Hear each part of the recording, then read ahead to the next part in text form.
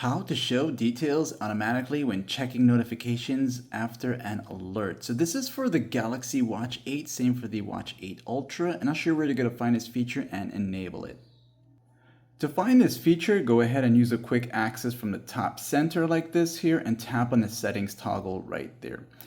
So you want to go ahead and make sure you do that. Make sure you tap on it like this here, and then you'll go down until you see notifications right there.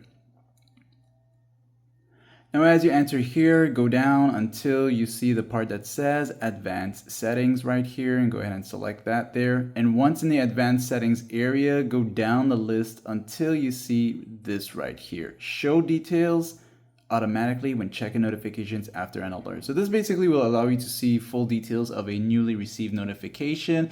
And of course, if you don't want your watch showing you all that information, to keep things a bit private from those who are near you, you want to go ahead and turn this off. And that's it for this guide here. Like and sub.